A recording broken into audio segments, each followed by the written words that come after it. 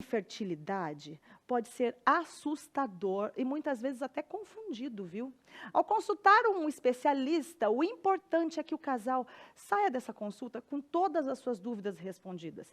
O Dr. João Guilherme Grassi é especialista em reprodução humana e vai conversar com a gente agora sobre esse assunto e tirar algumas dúvidas também. Doutor, tudo bem, doutor João Guilherme? Boa tarde, Fernanda. Como vai? Tudo bem? Bem, graças a Deus. Bem. Quanto tempo que não vem aqui, né? É verdade. A gente já estava com saudade já. Igualmente.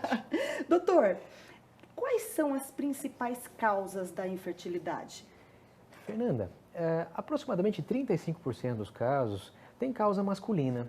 Então, o homem acaba tendo algum defeito, alguma alteração no espermograma em 35% das vezes.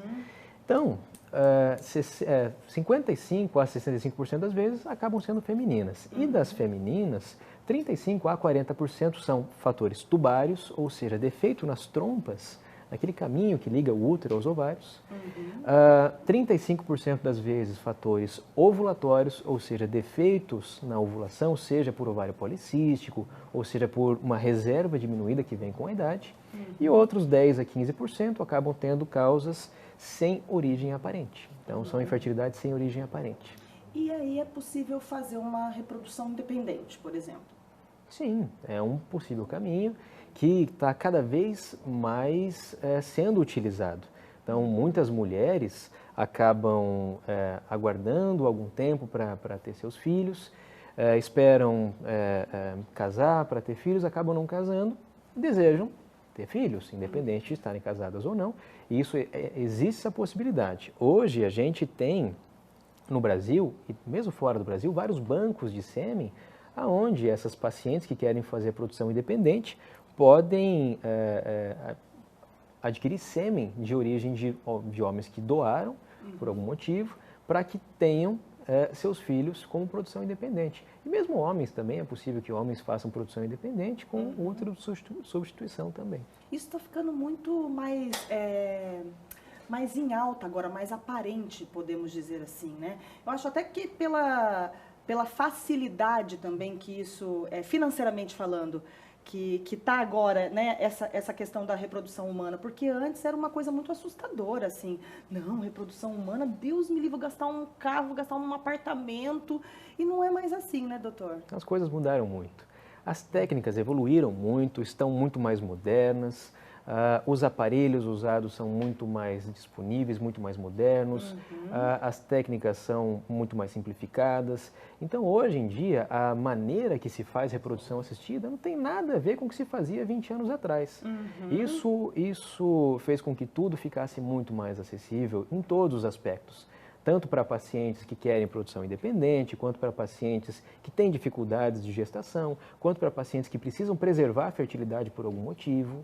Isso hoje em dia está muito mais disponível. E como é que funciona, doutor Guilherme, o congelamento de óvulos? O congelamento de óvulos é uma técnica bastante moderna, que evoluiu muito também nos últimos 10 anos, que serve para dois tipos de pacientes, principalmente.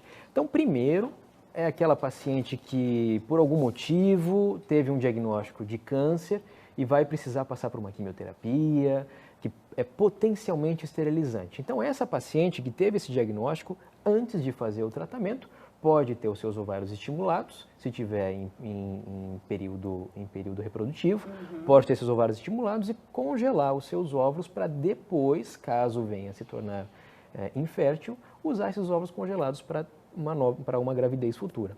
O outro perfil de pacientes são aquelas pacientes que ainda não têm desejo gestacional, que já têm os seus 32, 33, 35, 37 anos e que gostariam de preservar para caso mais tarde precisem desses óvulos. Então, são mulheres que não têm ainda planos gestacionais e que podem recorrer ao congelamento para preservar essa qualidade dos óvulos naquele momento. Então, por exemplo, uma paciente com 33 anos, que ainda não é casada, não quer ter filhos ainda, pode congelar os seus óvulos aos 33, para que, caso ela não engravide até os 40, 41, ela pode usar esses óvulos que foram congelados antes. Que os óvulos vão estar lá bonitinho com a idade de 33 anos. Justamente. Então, Perfeito. esses óvulos ficam congelados a menos 180 graus, Olha. praticamente parados. Então, eles mantêm essa idade biológica de 33 anos, por exemplo. Como é que funciona a doação de óvulos? É possível? Isso aqui no Brasil é possível? Sim, é uma forma que é muito usada, cada vez as pessoas estão doando mais óvulos. E existem leis, claro, que regulamentam tudo isso. Então, quem que é paciente que pode doar óvulo? É aquela paciente com menos do que 35 anos, boa reserva, sem histórico de doenças infecciosas e alguns critérios de doenças genéticas. Então, por que essa paciente doa? Então, existe também a doação altruísta, é possível aquela paciente que simplesmente quer doar porque quer fazer bem a alguém, mas existem muitas pacientes que têm, às vezes, um diagnóstico de infertilidade por causa tubária, um defeito nas trompas, um diagnóstico de infertilidade por causa masculina e que precisam fazer a fertilização in vitro, mas que, infelizmente, não têm condições financeiras plenas para arcar com todos os custos. Então, o Conselho Federal de Medicina e a Vigilância Sanitária permitem que essas pacientes que vão precisar fazer algum tratamento, estão nesses critérios e não conseguem arcar com todos os custos, permite que elas doem uma parte desses óvulos para que elas tenham o custo reduzido, na verdade um compartilhamento, que a paciente que vai receber esses óvulos acaba compartilhando uma parte dos custos dessa paciente que vai doar.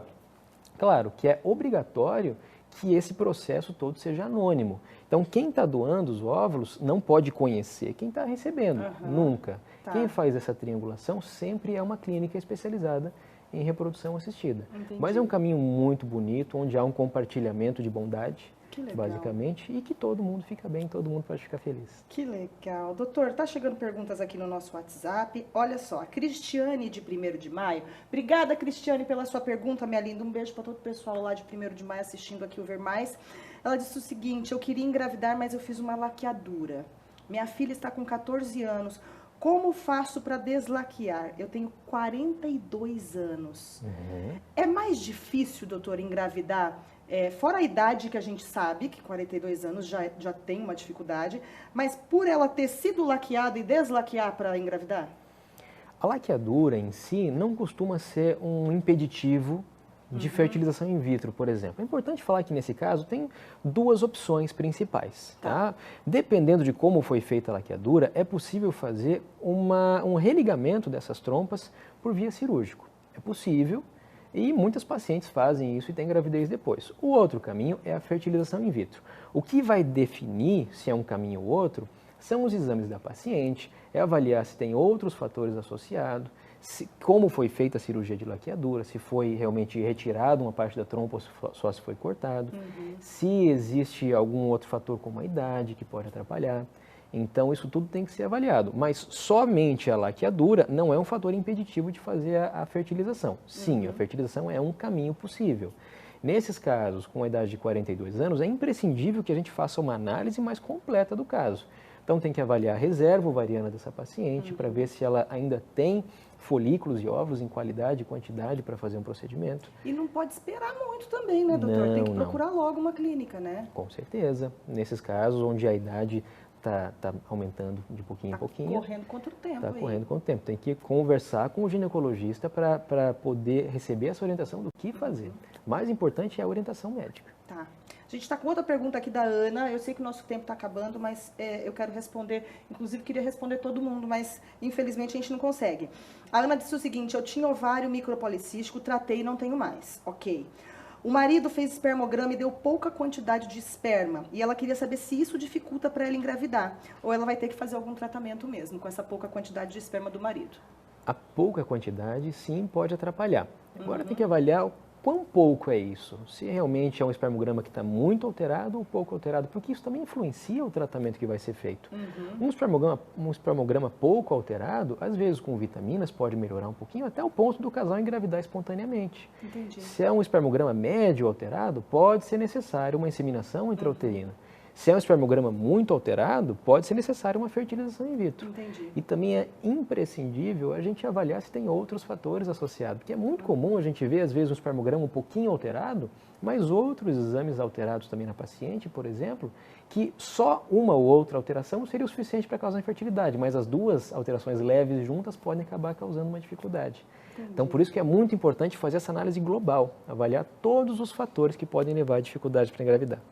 Doutor, vale a gente falar também, para a gente encerrar, daqui a pouco a gente vai conversar com a Luciane e com o Everton, que é um casal tentante, que não consegue engravidar e que criaram um grupo de ajuda para outros casais que também não conseguem engravidar. Porque o psicológico é muito abalado, né? Nessa luta, nessas tentativas frustradas de engravidar, né? Sim, eu costumo dizer para os meus pacientes que a parte psicológica é uma das principais no casal tentante. Uhum. Porque todo o processo, mesmo da tentante que está começando a tentar, quanto aquela tentante mais experiente, que já passou por muita coisa, é uma montanha-russa de sentimentos. É verdade. Tanto de sentimentos naturais a respeito de tudo que está acontecendo, quanto de sentimentos hormonais. Uhum. Aquela ciclicidade hormonal que acontece todo mês na mulher, isso tudo é exacerbado. Uhum. Então é muito importante ter esse equilíbrio, conversar a respeito disso, quando for necessário procurar auxílio de um profissional, psicólogo, para conversar a respeito disso, é imprescindível nesses casos. Legal. Então, esse equilíbrio psicológico, ele influencia do ponto de vista que quem que é o casal que vai conseguir chegar na sua meta? É aquele casal que não vai desistir. Então, tem muitos caminhos, tem muitos tratamentos, muitas técnicas disponíveis e o psicológico influencia nisso, no casal chegar até onde é necessário chegar. Perfeito. Dr. João Guilherme Grassi, muito obrigada mais uma vez aqui com a gente. Fernanda. Obrigada, viu? Ótima tarde. E parabéns pelo seu trabalho. Deus abençoe Muito você obrigado. sempre. A todos Obrigada. nós. Obrigado.